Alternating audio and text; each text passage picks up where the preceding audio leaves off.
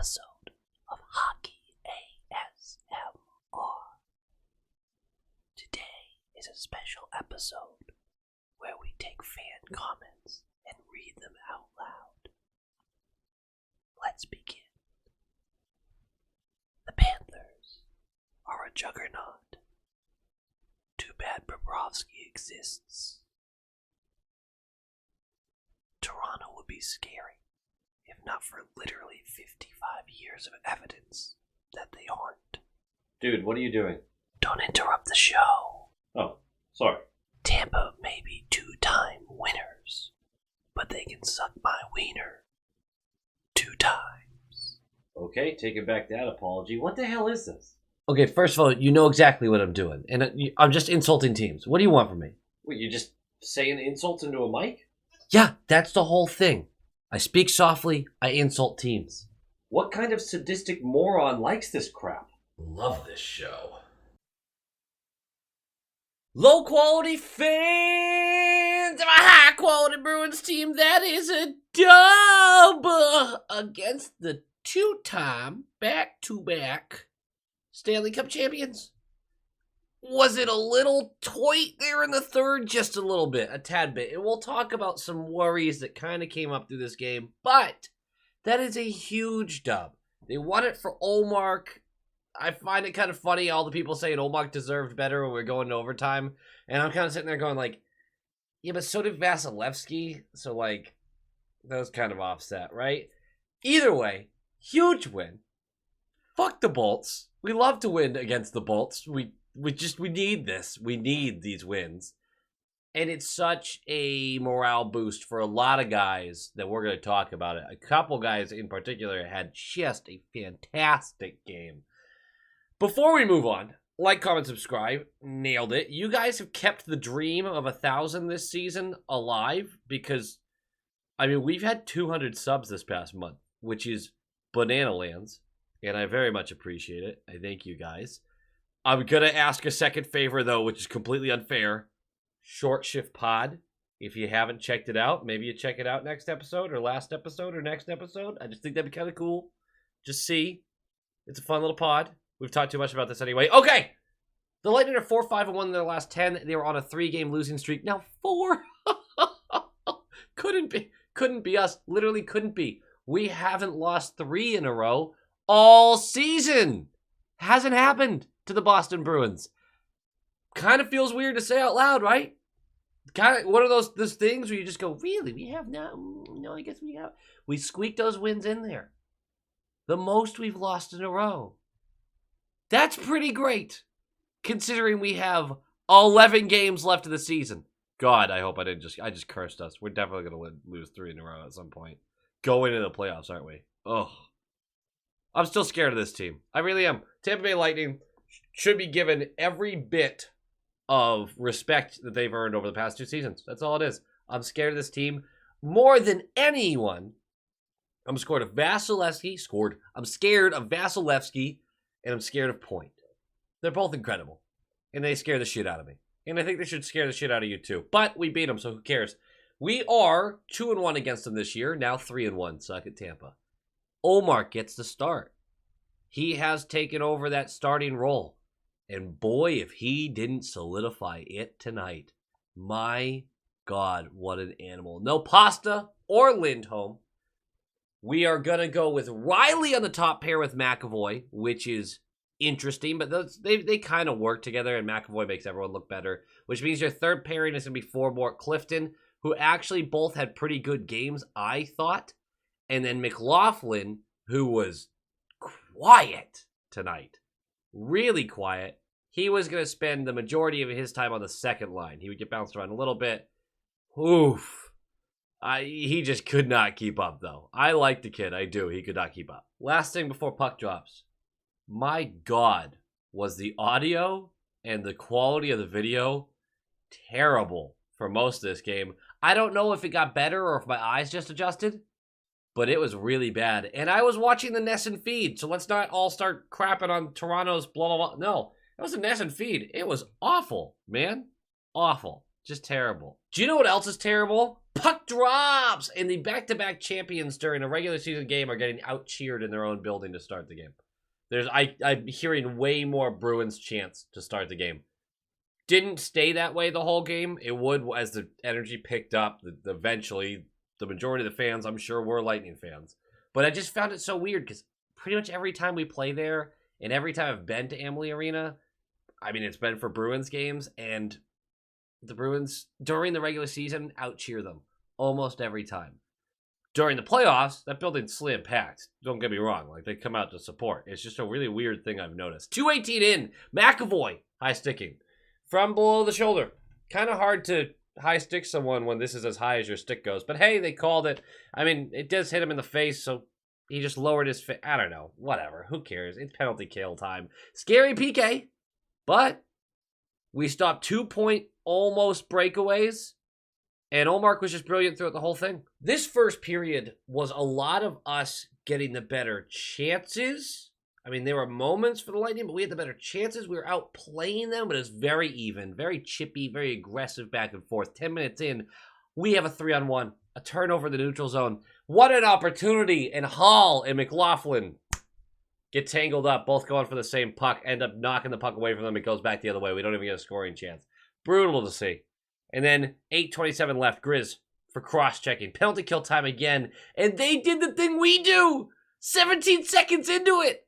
Their dumbasses took a penalty. Whoa, on the power play. Killorn blatantly just takes Carlo's stick up. He's clearly upset. He's like on his butt trying to do it. And then he gets up and he's still trying to do it. And eventually he just like shift the key and gets him. And Carlo falls over and they call tripping. And they could have honestly, like, the whole time, the rest probably just watching him going, you're not gonna, no. Oh, you did. Okay. Boop. Every time they're gonna call that. That was a really confusing play by him. We're gonna go to 4v4. Tampa's gonna end the period with 3 minutes of domination. Just kicking us in the teeth. But Ullmark and the defense stand tall. And the second period was a breath of fresh air because we really did play as the better team by a lot. 47 seconds in, Vasilevsky absolutely robs Smith. But later in the same play, couple lucky bounces through the neutral zone. It gets chucked around. It leads to Chernak not being able to collect a loose puck that slowly floated across the slot. It's going to get to Marchand. Marchand, with a heads-up play, sees DeBrusk, who is all alone because the Lightning thought they were going the other direction. DeBrusk is skating across in front of Vasilevsky. Marchand with a nice feed to him. DeBrusk just has to slide this 5-hole. A place that I feel like, and I don't have any information on this, I don't have any analytics, I never see Vasilevsky get beat 5-hole like this. Like, this was just a soft little scoop. 1-0. Jakey has now scored his 7th goal in the past 7 games. Last game ended his goal-scoring streak at 5 games because he did not score against Detroit, but still, 7-7, pretty good, I'd say. Pretty good. Jakey's doing a great job, and I was on Team Trade him, and I hope he continues to make me look stupid because I refuse to admit I was wrong until the end of the season. So let's see what happens. 3:28 into the period. They don't stay down long. They never do. Freddie has the puck on his stick. He's against the right wall, and he has time and space, and he takes that time and space. But he takes way too much of that time and space, and then ends up getting the puck poked away from him, extending an already long amount of time in the offensive zone for the Lightning. It gets wrapped around the boards, then wrapped back down to behind the net. It then gets fed up to Bellemare, who just got lost in coverage. Really did. Easy pass. He just flicks it right past. It was a hell of a shot. Right past Ullmark glove side, and it's 1-1. Failed clearances. They're going to get you. Freddie, not a great game by Freddie. I'm not worried about that line yet, though. So I'm really not concerned there. That was just the biggest glaring issue that he had that led directly to a goal. You hate to see that. That line didn't get crushed or anything this game. He wasn't terrible. He did have a subpar game in general, though. 8:49 left. Marchand embarrasses everyone for about 45 seconds skating around the offensive zone until Chiarelli trips him. I actually don't know if I love this call. I certainly don't like it on Chiarelli, but I don't know if I would have liked it on anyone. I didn't really see a trip here, but hey, we're going to go to the power play. Who gives a crap? Because after whistle, about 40 seconds in, Haula gets run into the boards by Ruta. And I don't mean he smashes him and it's aggressive. No, he just gets brought over. And then he starts putting his hand on his forehead. And so Haula goes, what? Absolute left. Didn't see that coming. Just gets him right in the side of the face. Gloves still on. You're padded, boy. Don't worry about it. That didn't even hurt. But they're going to pull Haula and not actually take Ruta as well, which I thought was a little weird because that was clear antagonization, but Haula did escalate. But the ref was standing right there, not splitting them up. At a certain point, I mean, you guys have been so 4v4 happy, and I know there's different crews for different games, but so 4v4 happy, and then now you're not. Anyway, so that kills our power play. We end up killing the penalty after that. Foligno's going to go for tripping with 2:40 left in the period. We survive it. Again, it's nerve-wracking, but we survive it. And we're going to the third, tied 1-1. It's a scary moment. Palat goes down, clutching his face after a shot from the point, and I got genuinely worried. And then in the replay, it just shows Riley for high sticking. But he high sticked the fuck out of this man. He hit him so hard with that stick. Weird there was no blood, but there was no blood. We have to kill a penalty. We kill it, and it's frantic and terrible and awful, and I wanted it to die. The rest of the period, basically, was frantic and awful, and I wanted to die. We were outplayed the whole time. We were getting crushed the whole time. It was awful. They were just cycling around our zone, chucking the puck at the net, collecting the puck, cycling, chucking it at the net. Olmark was staying tall. We were blocking shots. But we got outplayed for about 18 of the 20 minutes of the third. That's your biggest red flag, is that's what you did not want to see. Bend but don't break, I'll take that. But also, you can't get smoked for a whole period like that. That was brutal. 4:15 left. Marchand gets tripped. We're going to the power play with the game on the line. Game on the line. Here's a goose egg. I mean, we didn't even really get any good looks. We had one that almost was a good look. Gee, this power play, man. Fuck. Ugh. We're going to overtime. Before we talk about overtime, I do want to point out one thing. Olmark made multiple saves in the third period, which are the famous save we talk about. The I'm keeping us in this save. The this isn't fair to blame me if this goes in, but I'm stopping it because the team needs that badly. Now, I know this isn't just a decision the goalies make to stop the puck. They're always trying. But for a lot of the season, we saw ourselves in scenarios where we needed the goalie to make the save. And it wasn't made. Olmark made like 6 the saves tonight, including overtime. Not bad. Overtime hits. We're a couple minutes in. I have forgotten how to breathe at this point. And Point gets the puck in front of Olmark. All alone. He's 2 feet out. He's going to bury this. It's game over. But Jake, the snake, comes in. And he just stabs that puck away. No shot taken. He goes into the boards. He's trying to fight for it. Puck gets sent out. And we're going back the other way. And DeBrusk is going to jump in for a 2-on-1. He's hustling. 2-on-1. He tries to feed Coyle. Pass. I don't know if the defense was too good or the pass wasn't good enough. Whatever. Fails. Puck gets punched over to behind the net, basically.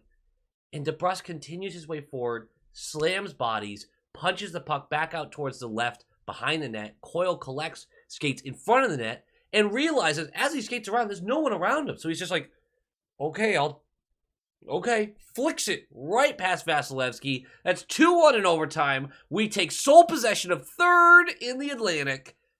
Huge. That's a dub.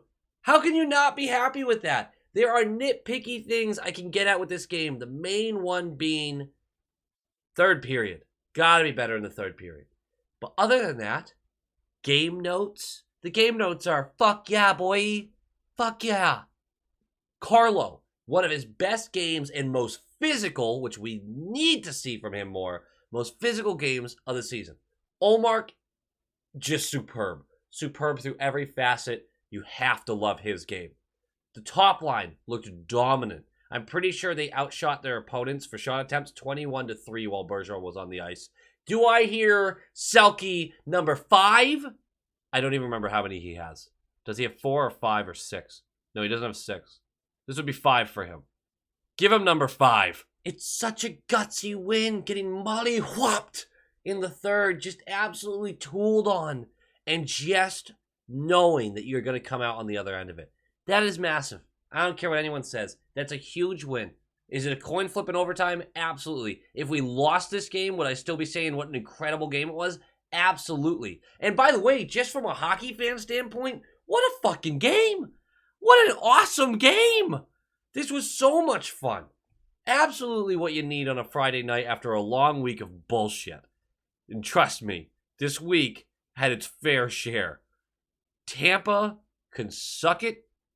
Good rivalry there. We got the dub. We win the season series. That means jack shit all for the playoffs. I hate when people talk about season series in the playoffs. I just always feel like the opposite's going to happen whenever we face a team that's we've crushed all season. I know that's not how that works, but just such a great win. Such a great win. All right, guys, it does it for me. Like, comment, subscribe, Short Shift Pod, all that good stuff. I really do want to make a push with the Short Shift Pod, man. We've been doing it for a while. It started with Andrew and Thomas, the great guys. I honestly think that the podcast is really good. I think it's a good Bruins podcast. And it's hard to get. A YouTube channel has thumbnails and it gets in front of people and it's just, it's out there. YouTube sends it out to other hockey fans. We hit 1.4 thousand, I think, on the last video, which was just a random game video. It wasn't even like a big one. But the podcast doesn't have that luxury. It doesn't have that just ends up on people's front page. So we got to talk about it. And I got to do a better job of being like, hey, come check it out if you're looking for a Bruins podcast. We're kind of a beers with the boys, but we're well educated for the most part on it. We'll mispronounce a person's name here or there, but we're well versed on the bees and our hockey knowledge. But we have a lot of fun along the way. So there's a lot of laughter, a lot of drama. People call me the drama. I don't really see it. I'm rambling, but check it out if you will. I'd really appreciate it. Thank you. Go Bees!